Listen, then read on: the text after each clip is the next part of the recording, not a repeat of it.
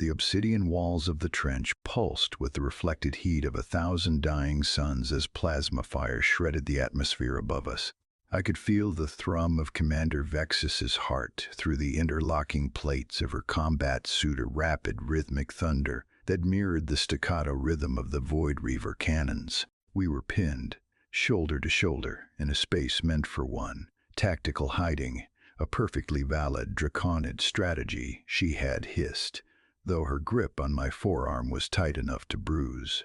In the blinding glare of the bombardment, the galaxy's most dangerous general forgot how vowels worked, her voice dropping into a low, vibratory growl that resonated in my very marrow. 6 hours earlier, the air on Aethelgard Prime had been scented with ozone and triumph. I was a rookie envoy, my suit pressed and my diplomatic subroutines running at peak efficiency, stepping onto the landing pad of the Drakonid hegemony. Vexus had been waiting, a towering vision of iridescent scales and predatory grace.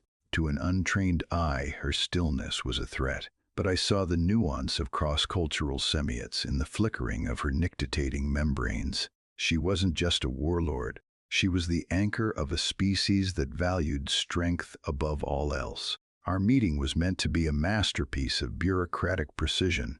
We sat across a table made of solidified light, navigating the complex linguistics of the Drakonid tongue that felt less like talking and more like an interstellar archaeology of the mouth digging for meaning beneath layers of ancient, guttural phonemes. I was there to offer a peace treaty. She was there to see if I would blink. The tension was a physical weight, a magnetic pull that kept drawing my eyes to the way her scales shifted from deep emerald to a shimmering cobalt whenever our hands brushed near the holographic maps. Vulnerability in leadership was a concept the hegemony usually met with a railgun. Yet, as we debated trade routes, I noticed the way she leaned in just a fraction whenever I spoke of a shared future.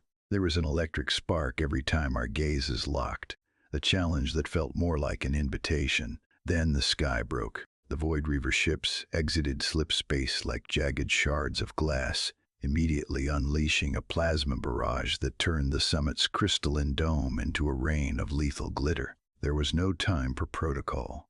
Vexus didn't hesitate. She lunged across the table, her powerful hand closing around the collar of my tunic as she hauled me toward the only cover available. We sprinted across the plaza, the ground liquefying into molten glass beneath the onslaught. Now, huddled in the dark obsidian crack in the earth, the heat is suffocating. The air is thick with the scent of ionized oxygen and the sharp, metallic musk of Vexus's exertion. Her face is inches from mine, her golden eyes wide, reflecting the chaos of the burning sky.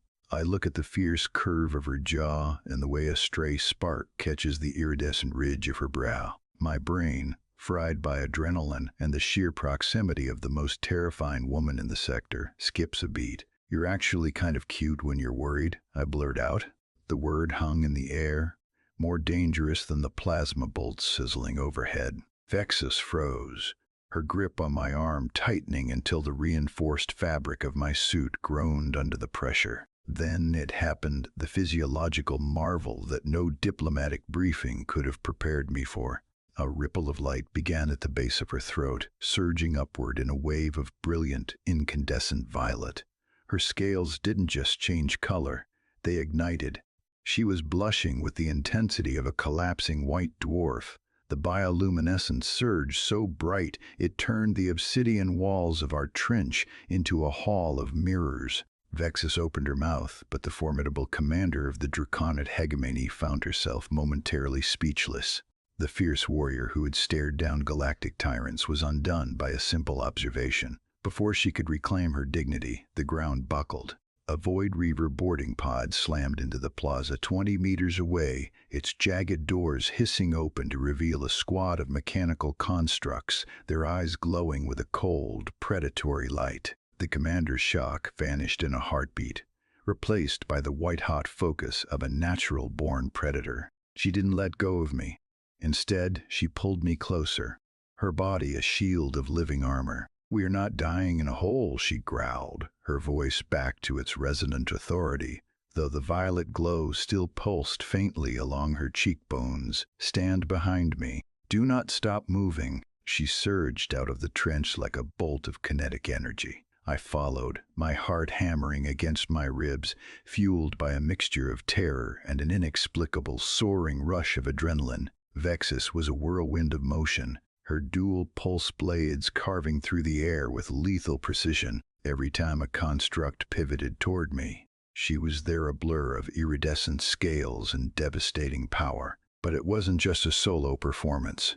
I tracked the recharge cycles of the enemy drones, shouting out timings, my diplomatic HUD identifying the structural weaknesses in their chassis. We moved in a lethal, unspoken synchronicity. When a heavy-class Reaver leveled its cannon at her flank, I lunged, shoving a spent power cell into its exhaust port. The resulting explosion threw us both to the ground, skidding across the polished stone. Vexus was on her feet in a second, hauling me up. Her eyes searched mine not for weakness, but for survival. Her hand lingered on my shoulder, the heat of her palm radiating through my suit.